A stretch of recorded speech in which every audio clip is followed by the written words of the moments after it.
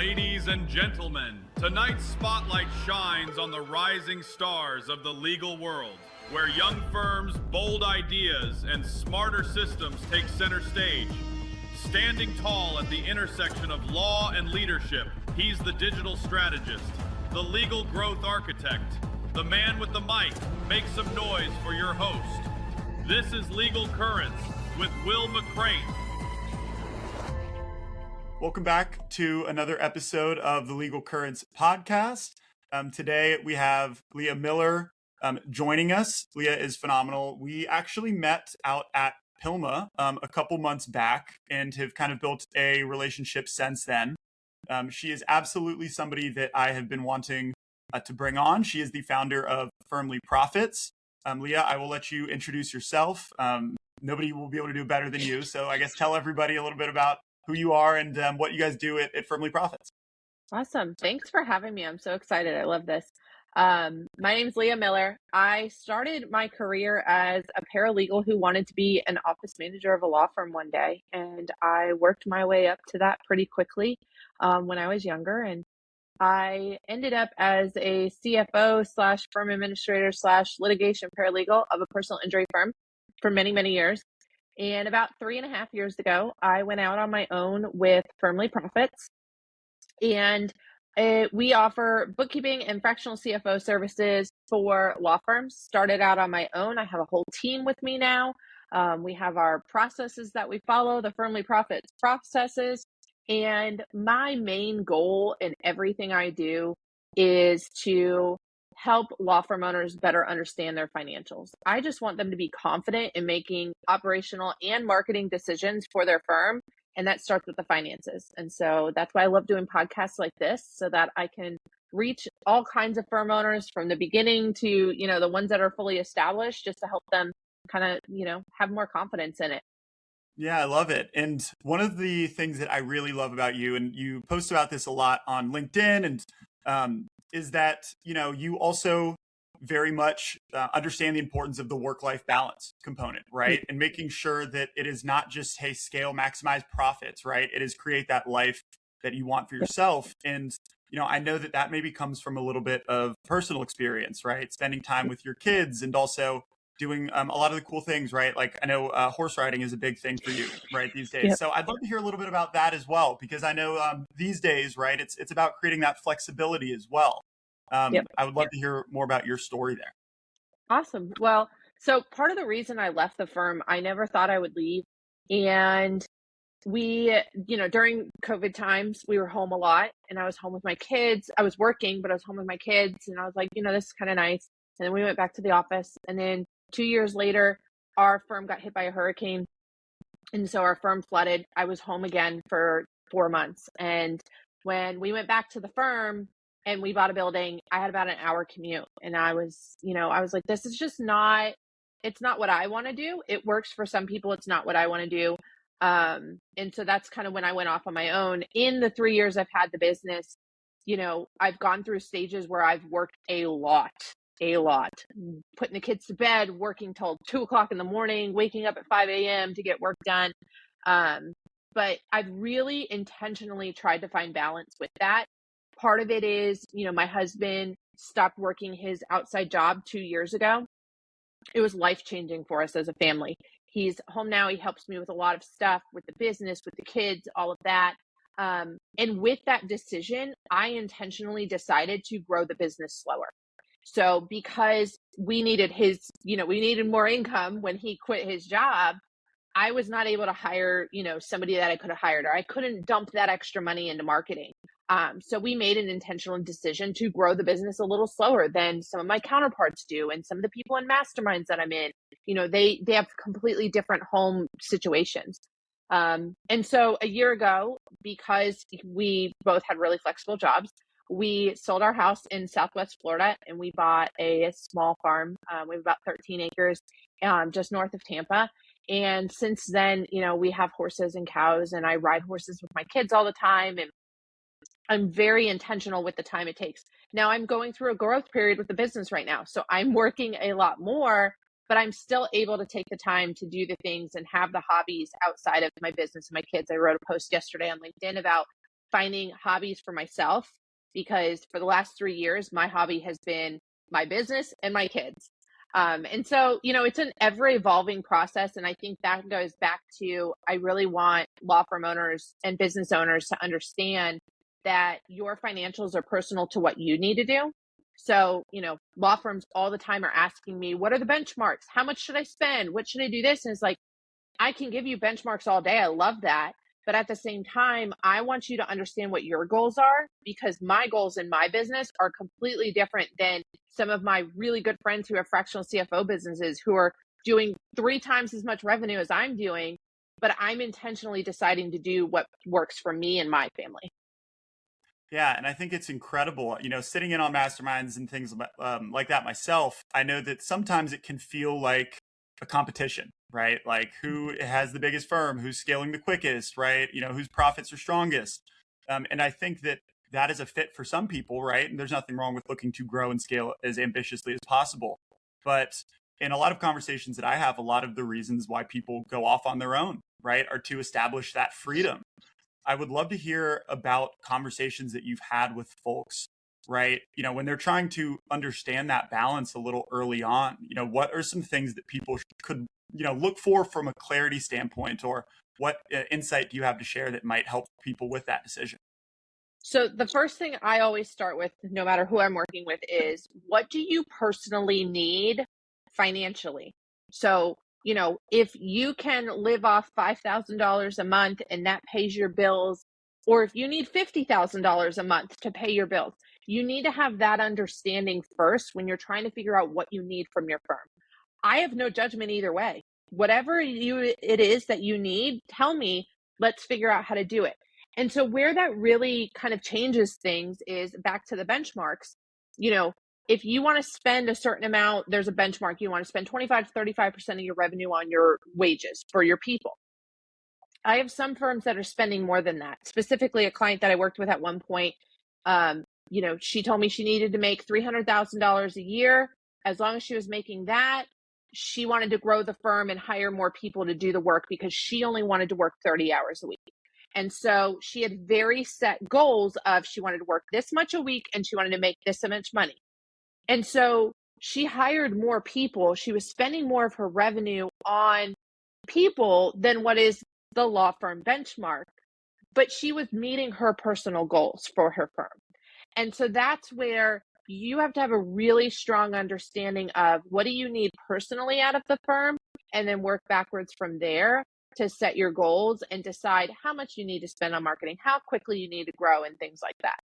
Yeah, it's incredible. It's incredible. And another thing that I would be really curious to hear your insights from, right? Like, let's say you're taking on a new client, right? You're brought in, you're going to support them. Let's say fractional CFO, right? Where does your, I guess, audit start, right? Like, what are the first questions that you're asking, maybe beyond the ones that you just mentioned? Or I guess, what's the first thing that you're looking at? The first thing I'm looking at, so I can pull up financials and just see, I can tell a lot from the financials. I've seen a lot of them. I can see, where there's inconsistencies and things like that. But then it really goes back to, okay, once we know your personal goals, what are your goals for the firm? How do you want to grow? I have some firms I've worked with, we've worked through some processes and things like that. And they're like, hey, I don't really want to grow anymore. And I'm like, that's great. You don't have to conquer the world. I have clients who want to conquer the world, they're doing it. And I have clients who are very content with where they are. And so again, we go back to what are the goals for the firm?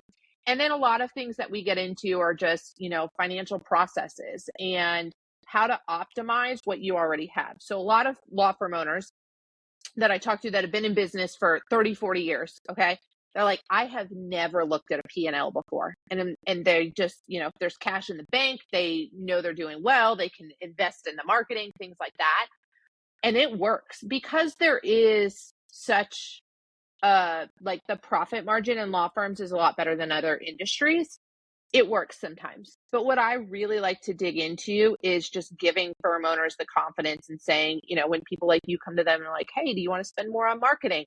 They're like, actually, yes, because we have the data. We know that if we put this money in here, it's going to give us this return. And so then we know when to hire more people. And so when you have that planning, it just helps you be more confident in the decision. So then you can get the work-life balance and not be waking up at midnight on Saturday morning wondering, oh my gosh, am I going to have enough for payroll because I just told Will that I can spend $20,000 more on marketing. And so Yeah. that's where we really optimize things. Yeah, and that's a super fascinating, insight into that conversation, especially these days, right? With all of the new tech that's coming out, right? All of the new, just marketing strategies, right? All the vendor support. I know that a lot of firms will oftentimes feel confident in whether it be like a new tech solution, right? Or a new marketing strategy, et cetera.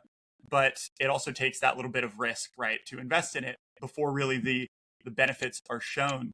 How does that conversation look on your guys' end? Let's say I come to you, I go, hey, I want to try, this new tech software. How do you understand where the risk makes sense, right? How do you approach that piece of it?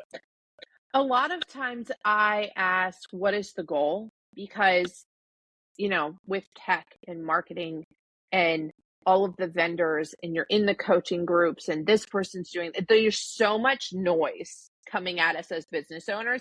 I get it. I love spending money on all that stuff as a business owner, but there's so much noise. And so a lot of times I'll have people and, they'll ask to see a lot of reports or they want to see this or they want to do that. And they don't know what they're actually looking for or looking to do. And so I like to be the outside person and say, great, I have no problem with us spending the money on that. But what is the end goal? What are we trying to accomplish here? And is that keeping us towards those original goals we talked about? Now, I'm okay being flexible with goals because things change. But at the same time, does this go back to our core values? Does this go back to our goals? Let's just talk about it.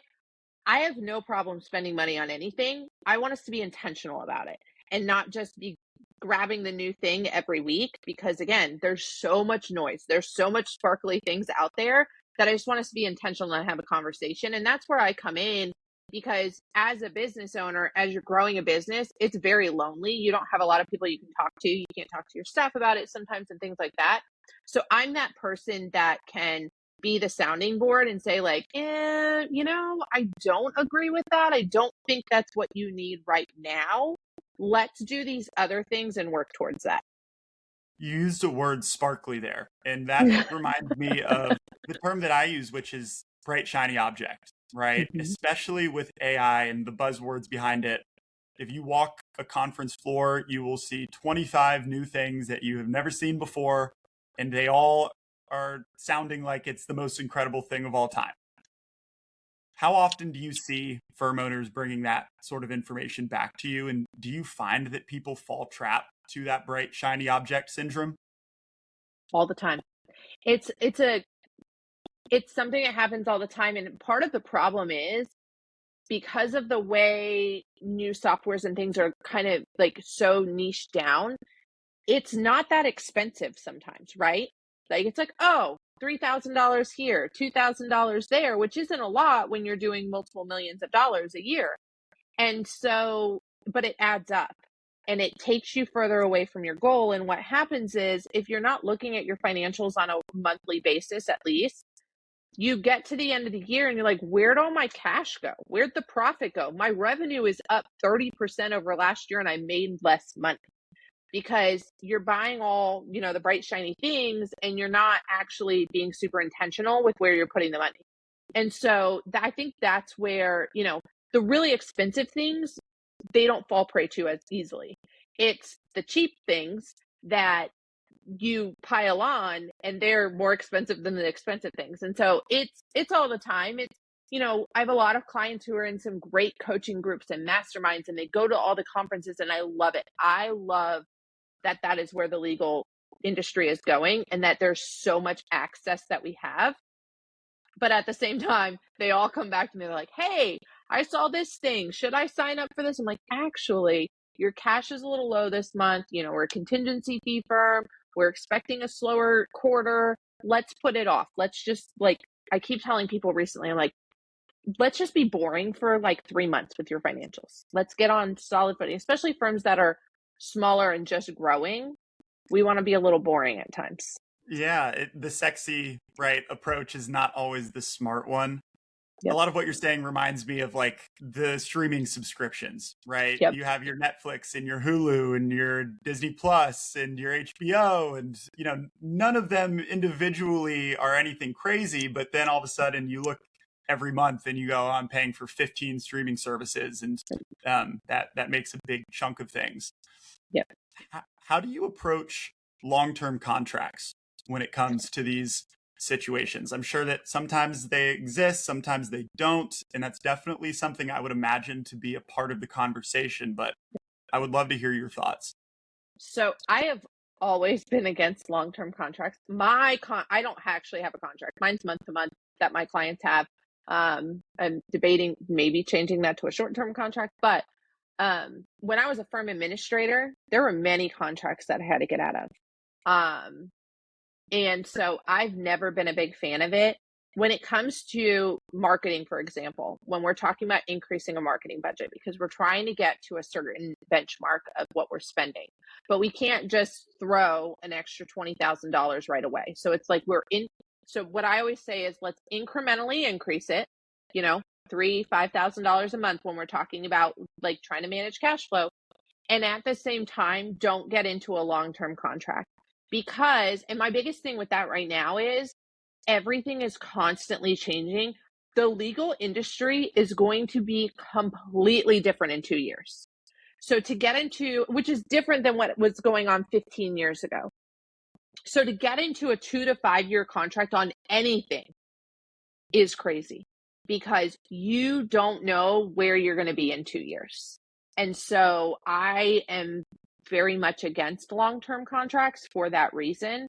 And other vendors or service providers may not be happy with me saying that, but I think we're going towards like, you have to kind of be flexible.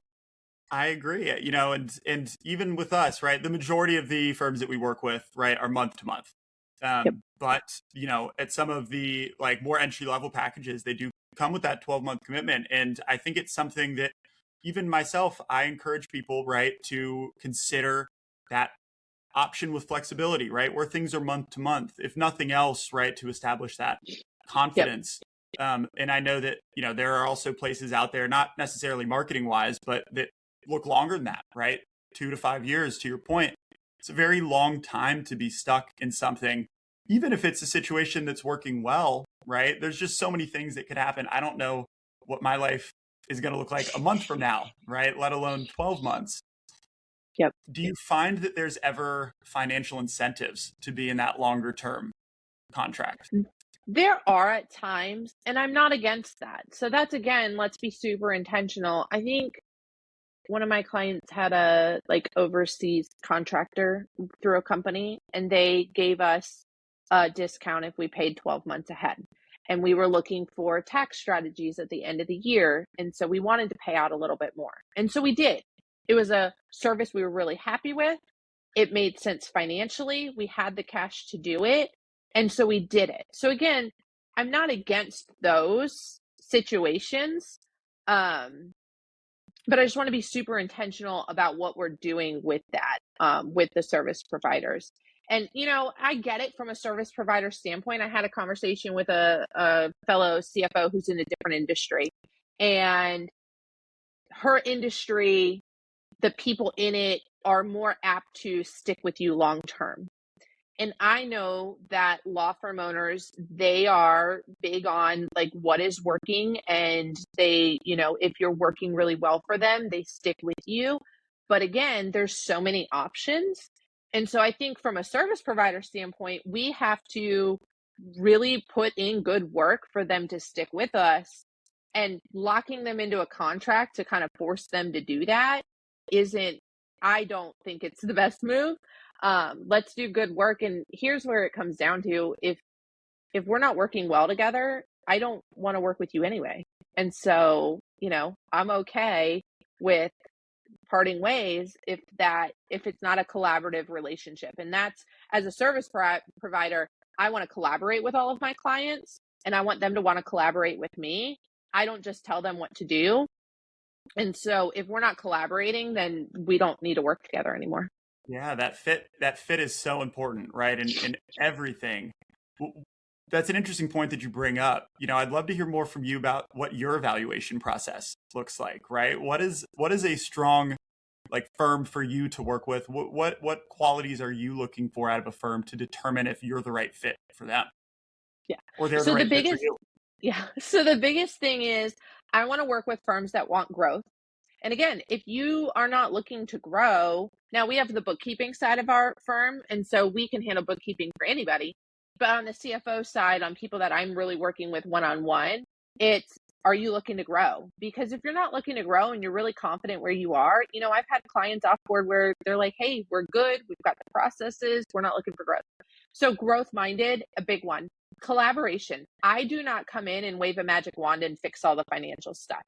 I need you to take responsibility for the finances, know how it works. You don't have to do the things. I'm not asking you to do bookkeeping. I'm not asking you to put together the spreadsheets, but I want you to understand the process and want to take ownership of the finances so that we can collaborate. And then for the CFO side of things, most of the firms I'm working with are doing 2 million and up to 20, 25 million. There's a wide range there. It's obviously a higher dollar, subscription service. And so it's the firms that are, doing more. The smaller firms that I work with, on the bookkeeping side of things, I can work with startups all the way up. And so I can kind of help people in that as well. But yeah, it's my biggest thing outside of how much money you're making is I want you to collaborate and I want you to take ownership of your finances. Yeah. What does that ownership process look like? It is reviewing the finances at least once a month. So I've had clients where I can't even get them to meet with me. They'll pay me. They don't meet with me. Nothing's going to change unless you're reviewing it. And then I want you to take action. And so, a lot of times I work with founder-led firms or firms that have 2 to 3 partners at the most, because I want to work with the people who can make changes. And so I don't want to just review the finances in the past. I want us to talk about what's coming up in the future. I want you to understand when I tell you you're spending 60% of your revenue on your wages, what that means. And I explain it. I tell you, I want you to understand, how that looks operationally for your firm. And then I want you to start making operational and marketing decisions based on the finances. And so a lot of times when firms are first starting out or they're growing, it's you're figuring out the operations and the marketing, and the finances kind of like come along for the ride. I want us to look at the finances and make decisions based on those, based on our goals. And so that's what the ownership looks like. Again, I'm not asking you to go into QuickBooks. If you want to see a report, ask me for it. I'll send it to you. I have a client just asked me for a report this morning. I know he knows how to log into QuickBooks, but he asked me for it, and that's fine. That I'm okay with. I just want you to understand what it is and want to understand. If you don't understand now, I want you to want to understand. And so as we work together, we can collaborate. I see so many similarities with the way that I like to approach things in that same way. These days, I'm very hesitant to partner up with somebody who I don't have that confidence is at least going to be meeting with us on a monthly basis, right? And at least going to be able to take some of the things that we can't do on our end, right? And make sure that it's top of mind for them, right? Or build out a process for them. And that's one of the biggest things that we find as well, right? If that doesn't exist, it puts us in a tough spot. I'd imagine it puts you in a tough spot as well. With that in mind, I would love to hear, like, what does success look like? What should a firm, look for out of a, fractional CFO or bookkeeping, support? I guess, what is the ideal outcome? So I want you to have complete transparency in your financials. And that means, so on a bookkeeping side, we do bookkeeping on a weekly basis because I want you to be able to look. I mean, my clients can look in their financials this week and see what they're doing, the first half of the month. So I want up-to-date financials. I want you to have that available to you. On the CFO side, I just want you to be confident in making decisions. It doesn't mean working with me doesn't mean there's never going to be a cash flow issue again. So I work with a lot of contingency fee firms, and it's just the nature of the business. Now, I do strongly believe that we can stabilize cash flow in a contingency firm if we're spending the right amount on marketing and our intake is working and we're clicking along. But I just want you to be confident in the decisions you're making. And so that's what success looks like. Now, do I have clients where their net profit is up 100% over the last year working with me? Yes. We are having great success. I need to do some case studies. We are having great success. But what success to me really looks like is a law firm owner knowing what their financials say, knowing what data it shows and how to apply that to operations. So one of my biggest things is, what's your break even point? How much do you need to make a month just to be in the black? And a lot of firm owners can't tell you that off the top of their head. We put together that number and they are shocked. I want you to know what that means. And I want you to know then how many cases you need to settle to cover that, or how many cases need to come in for you to have the growth you need. And so success to me looks like understanding and confidence in what the financials can show you. Yeah. Tell me about this number, 109,320. Does that mean anything to you?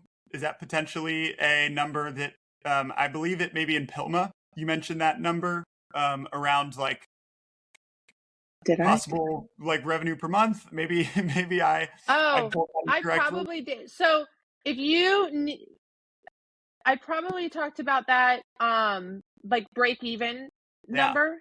So I want you to know, if it takes $109,000 to run your firm, what does that look like on how many cases you need to settle? So if your average case value is $10,000 a case, then you need to settle 11 cases a month to cover your break even, or whatever that looks like. And then from there, what we can do is we can then say, for growth for next year, because in a contingency fee firm, cases you bring in today are cases that see revenue in 12 to 18 months, right? And so on the marketing side of things, if we're settling 10 cases a month now to break even, if we want sustained growth, we need to be bringing in more cases than we're settling. So we need to be signing up 15 new cases a month. And so that's how we do the long-term sustained growth. And that's how we know what we need to be looking at. And so if you know what you have now and what you need in the future, then you can go to your service providers and say, hey, Will, I need to be signing 15 cases a month. What does that look like? How many leads do we need? Okay, we need 25 leads a month to sign 15 cases to then settle 10 cases. And so that's where we can continue building on it and know and have the confidence that if we're settling 10 cases a month, then we're covering our break even, right? And then when we settle bigger cases, because there's one-off cases that settle for more, then you have more profit. You have more money to play with and things like that. So that's where I just want you to understand what it takes to run your firm, and then know what it's going to take to run your firm in the future. Yeah. Yeah. And it's stuff that's very, I know firsthand in my conversations, right? They are not always questions that we get, the answer to, right? And that's something for us, right? Even the lack of information there can make a marketing agency hesitant, right? To really partner up, because it makes that success piece difficult. Yeah. Yeah. Tell me about your experience as a paralegal and how that maybe helped you along your journey. I know just internally with the firm, right? But then also as you stepped into your current or opened up just Firmly Profits. So as a paralegal, I think my biggest selling point with what I'm doing now is I know how a firm works. And so I can understand what is needed in a firm from a paralegal standpoint, or a firm administrator standpoint. I'm not coming in and saying like, cut all this stuff to make the profit work, right? I'm coming in and saying, like, I understand the process. I understand what needs to be done. Let's do these other things. And so I think that's where my experience in a firm is. I can understand the dynamics. It's not just money, right? And so I can work with everybody in the firm to understand their needs, because you can tell a paralegal every day of the week, hey, you have got to get 20 demands out a month. And then they'll come back and say, but what about this? And what about that? And then I understand that. I understand how long it takes to get a lien, figured out at the end of a case. I understand what the process looks like. And so I am able to see it as a whole, because the financials on their own mean nothing. the financials need to drive the operations and marketing. And so if you don't understand operations and marketing in a law firm, the financials on their own won't help you with growth. You've got to understand all of it. And not that I know the nitty gritty of the marketing, like I don't know the difference between LSA and all of that stuff, but like I know when something's wrong, right? So I can look at intake, I can look at leads, and I can say, based on the financials, something's wrong with the marketing. Go talk to your people, or let me talk to them and ask them what's wrong. And so, and same with operations. I can, and, and people will push back and they're like, well, we can't get that much done. We're at capacity. I'm like, are you really? Because I've done it. And so, I've even had people that are like, well, it takes 60 days to figure out the Medicare lien. And I'm like, it does. And I'll give you that. But at the same time, are you doing these other things first to try to get the time like faster? And they're like, oh, maybe not. And so I'm like, I've done it. I know. So don't tell me it's not possible, because I know it's possible.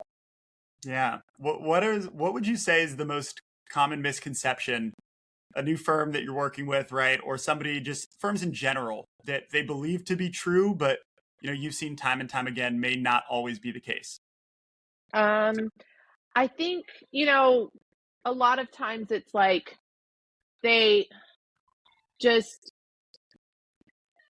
don't know what is, like, they're just not paying attention to the data and all of that, right? So they're just not looking at what's happening, and they're not looking to the future. They're kind of looking in the past and all of that. And so I think a lot of times, like, we just need to drive things with the data more than anything, and they're just not doing a lot of that. So no, I totally agree. Okay, couple rapid fire questions to wrap us up. First one being, did I see that you maybe rebranded at some point? Did. It was L&M Financial. Tell me about that story. So this was going to be like a side hustle, and I wasn't going to quit my job for a long time. And so L&M is my initials, and it's terrible because it's like out of order from the alphabet. So I rebranded a year in. It was terrible. I'm still like, I still use my L&M email address sometimes, and now I have a Firmly Profits email address, and I'm still having issues with that. I'm glad I did it when I did, but it was a horrible experience. So, but Firmly Profits is so much better than L&M, so it needed to be done. But yeah, I did not like the rebranding process. I was curious because when I kind of picked up on that, I was wondering how much of it maybe was due to just the name itself, right? But also how much of it was due to your own growing and scaling, right? Do you find that every time somebody comes in, they expect to work with you exclusively? So that's where I'm struggling right now. I'm not struggling, but I'm making this shift where I'm going to be hiring a fractional CFO. And so I'm not going to be doing all the work. Same with the bookkeeping. That part I passed off a long time ago. But yes, so I'm trying to not be just the only person doing the work anymore, because you can't scale past where you are. And so that is where a lot of what I'm talking about now is the Firmly Profits process. I have a process. I do the same thing for everybody. I have put that down on paper now and done all of that. And so, yes, that was, I wanted to scale past me. And so my name in it wasn't the best. Which I'm sure a lot of the listeners can relate to, right? It's something we see all the time. There's certain decisions early on that, are important to make if you have that goal of growth, of scaling, right? Yep. Of all this. Last two questions for you, right? First one, if I were a brand new attorney, let's say I'm a criminal attorney, right? Or a personal injury attorney, and I'm trying to understand what that first 1 to 2 years should look like, right? Yep. What should I be thinking about going into it? I think in the beginning, it's start tracking the data now. Start with your accounting software. Do all of that stuff right from the beginning. And then know what you need personally. So I have grown my business knowing this is what I need. This is how much I need to be making to hire this next person. And so you can make decisions with the data from a small standpoint early on. I love that, because the answer that you gave is not purely about a dollar sign, right? Like, it truly is about that personal piece, which is so important. And then last piece, I know that there's a lot of debate at times around like how much split you should have in certain like categories within the firm. You know, how much should be in payroll, how much should be in marketing, right? Where would you suggest people start? So for marketing for long-term sustained growth, you need to be between 10 and 15%. That's not doable for firms just starting out.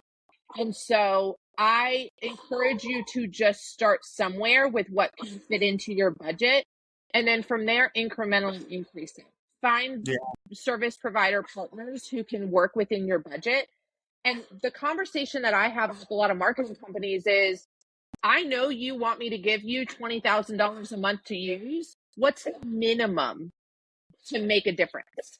And there's a yeah. number there to say there's a minimum to make a difference. So, There always is, and look, oftentimes I think it's the responsibility of the agency to say, hey, this is not enough for that goal, right? And you know, yep, ultimately, I find one of the biggest pitfalls a lot of firms fall into is where they fall into this gray area where they're spending, you know, a sizable amount, but not enough to really put yourself in that position to, you know, feel confident in the outcome that you can expect, and yep. you know, that's something I'm sure you run into frequently as well. Yeah, and I think it's just having an understanding of what that looks like is the most important part. And talking to your agency and saying, like, hey, I can't get there right now. Our goal is to get there. What makes sense for me in this moment? And the biggest takeaway I've been seeing recently is like the personal branding and being active in your community and things like that. So there's things that you can do, or you can get on LinkedIn. So there's things that you can do to get to that point, but just have an understanding of what is needed to get you to your goal, and then decide how, like, if you can live personally off less money to put more into your marketing, then maybe you'll have faster growth. But if that's not possible, just know that there's ways to grow without that in this moment, and make sure you're working with service providers who want to help educate and collaborate with you, and not just say, oh, if you can't give me 25,000, I can't work with you, which is great if that's what they want. But there are people out there who can help you in different budgets. Yeah, and you know what? If it was all about the budget at the end of the day, right? Morgan and Morgan would be like winning every single market, right? They'd be winning Yeah. every single area, and so there's much more to it than that. Um, that's a great segue, right? Because obviously the person to talk to, right, is you, right? And you're somebody who can help people with those questions. Tell everyone a little bit more about how they can get in touch with you, where they can connect with you, and perhaps where they could even learn from you, because you have great content on LinkedIn. I think it's super helpful. Yes. So LinkedIn, I direct everybody there. I try to post, tidbits and tricks and stuff like that. And so you can learn as much as possible from there. I do free consultations to let you know how I can help you. So firmlyprofits.com, you can schedule that, and I'll let you know, like, hey, based on your revenue, bookkeeping makes sense right now. This is how I can help you there. And things like that. But yeah, LinkedIn is my favorite place to connect, and I'll chat with people in DMs and things like that about different stuff I post. That's how we met. That's how we started chatting, Yeah. right? I think it was going into film. So, Leah, I appreciate you taking the time to join. Anything that you'd like to leave the audience with? No, my biggest thing is just review your financials and start looking at the trends. And I think if you start looking at that every month, you'll start seeing a difference in your firm. I couldn't agree more. All right. Well, Leah, appreciate it. Thanks so much. Definitely encourage everybody to reach out. And thanks for joining us for another episode of the Legal Currents podcast. Thanks for having me.